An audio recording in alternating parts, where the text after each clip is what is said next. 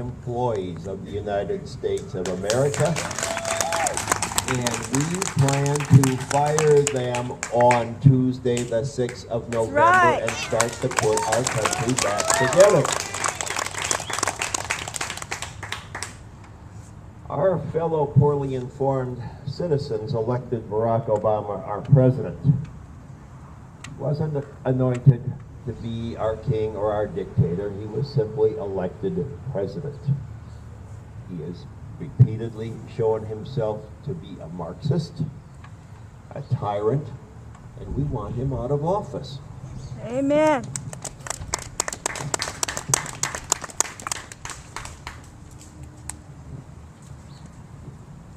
It's a little bit windy out here, but this is good West Texas wind. It keeps our air clear, and it's very much different from the wind that comes out of Washington.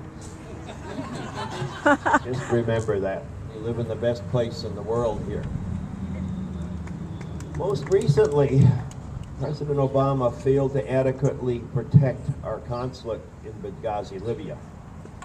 For 2 weeks, President Barack Obama and his administration pretended that the attack on our consulate was due to some obscure video and repeatedly denied that it was due to terrorist group which had planned to attack our embassy and had planned to kill our ambassador.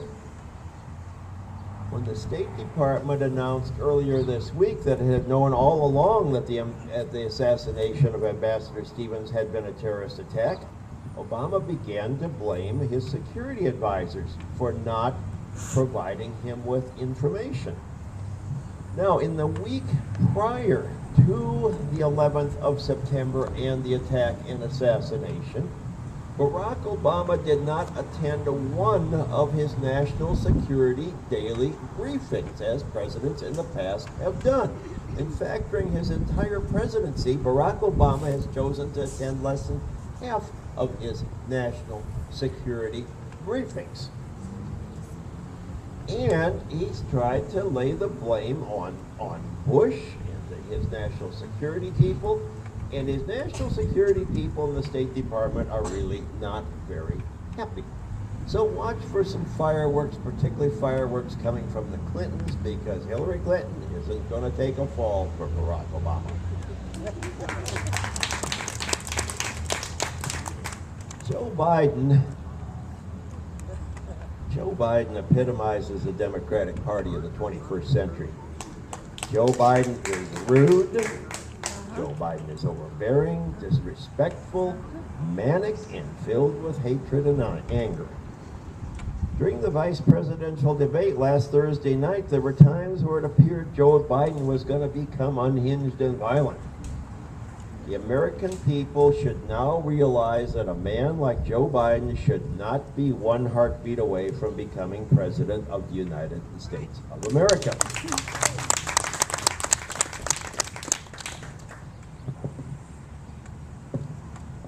Neither Barack Obama nor Joe Biden can tell the truth. They appear to have no concern for honor, dignity, integrity. They don't seem to be concerned about the oaths of office that they took on the steps of our Capitol on Tuesday, the 20th of January, 2009. They don't seem to be concerned about the safety of the American people. Barack Obama has shown himself repeatedly to be a Marxist. He said that building you built, you didn't build that, you didn't build your house, you didn't educate yourself, nothing you ever did yourself. Some magical power in government did all of that for you. And it's called Marxism. Joe Biden has showed himself to be a mentally unstable socialist, buffoon, filled with anger and vengeance. Now, we've had enough of government politicians like these two characters, stealing our hard-earned money and using our money to buy votes, flying around in Air Force One and Air Force Two at taxpayer expense, and trying to get themselves reelected and to enrich themselves and their supporters. Now, we thought we were bad off before, but we really didn't understand what bad meant until we got Obama in the White House. That's right. We're fed up with this guy who occupies our White House, and we're frustrated with most of the people who are serving in Congress. We're not going to solve this problem in one election. This election's a good start. We're offended by Barack Obama's arrogance. We're deeply concerned about his actions, which are disrespectful to our founding fathers, to our Constitution, and to the history and to the exceptional accomplishments of the American people. American exceptionalism is the American people, not some abstract concept. It's the exceptionalism of the people who came together to make up this country. We're deeply troubled and angered that Barack Obama tells others that the United States is not a Christian nation and repeatedly apologizes to thugs and dictators for the exceptionalism of the American people. We've had enough of Barack Obama giving money to unions, to Wall Street, to Fannie Mae, to Freddie Mac, and to his other supporters. We're angry that Barack Obama gave $2 billion to George Soros so he could drill off the coast of Brazil and get oil out and sell it to the Chinese, while Barack Obama is banning us from drilling in the Gulf, drilling offshore, and drilling in Alaska. This just doesn't make good sense to us. Why would we want to be paying money to drill oil for the Chinaman? And we're tired of having our religious principles attacked and ridiculed. Our founding fathers established the United States of America and its Constitution on a foundation of Judeo-Christian principles.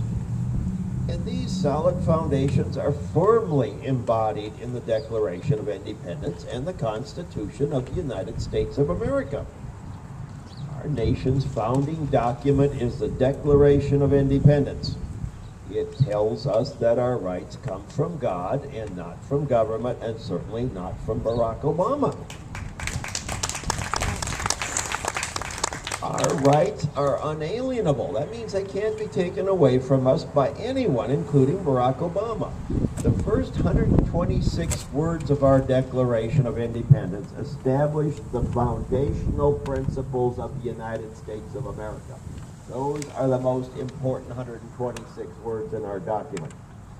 And they give 5 specific foundational truths that are enumerated. Number 1, there's a creator. Number 2, it is our creator that gives us our unalienable rights. Third, God has an unchangeable moral law that governs men. It doesn't change with the times. It is fixed. Fourth, the only purpose of our government is to protect the rights God has given us. That's the purpose of our government, to protect the rights God has given us.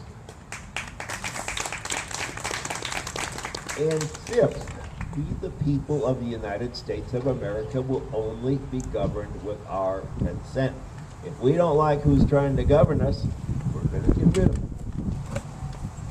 Our Constitution, our Constitution starts with 3 words. We the people. Not we the lawyers, not we the politicians, we the people. Our Constitution was written for ordinary men and women, just like you and me.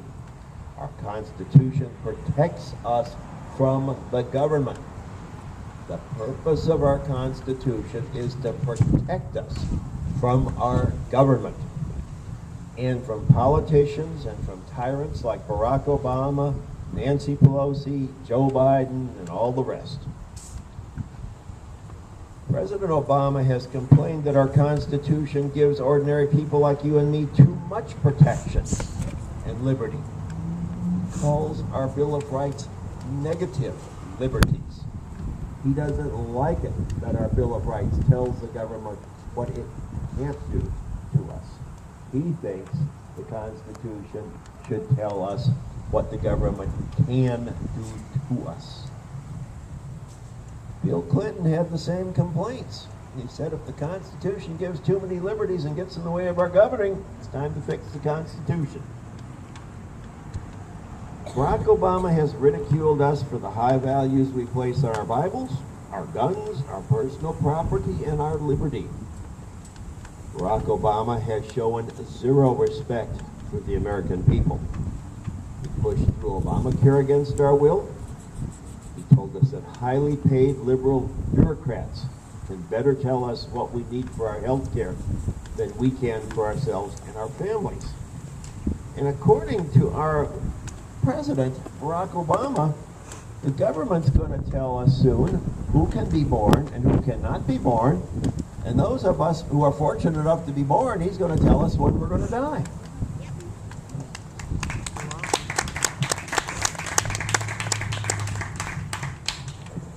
Obama repeatedly tells us that liberty has not worked. Personal freedom, personal responsibility, freedom have not been effective. Somehow it's been the government all along who's made this a great country. Obama continues to take our freedoms from us, allowing government bureaucrats to impose politically correct will upon us. Barack Obama has repeatedly told us that we're not paying enough taxes, and this is the reason our national debt is out of control. Obama tells us we're greedy and selfish because we do not want to pay more taxes and we do not want more government interference in our lives. Obama tells us we do not deserve to keep the money that we've earned and that his government will tell us what we can have and what we cannot have. Obama has made it clear that he will continue to take money and power from us. He will give the money to his supporters and he will keep the power for himself. We watch in disbelief as our beloved United States of America is weakened economically, militarily, and morally by a corrupt and radical president and his eager accomplices. Now, other than our military, ladies and gentlemen, I can't think of one branch of government that's ever been of any use to us.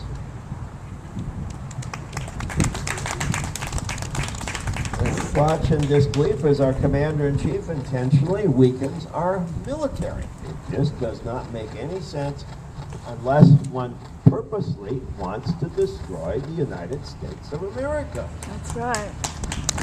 Now, what's taken generations for us to build and for our ancestors, we look around here. This just didn't all happen by accident, by some stroke of genius from some brilliant person in Washington. This city here we're standing in was built by the people who came before us and the people who are here now. It's taken generations to put this together, and he's systematically destroying and replacing it with the same socialist evil. I must be taxing this unit too much here. Probably Obama.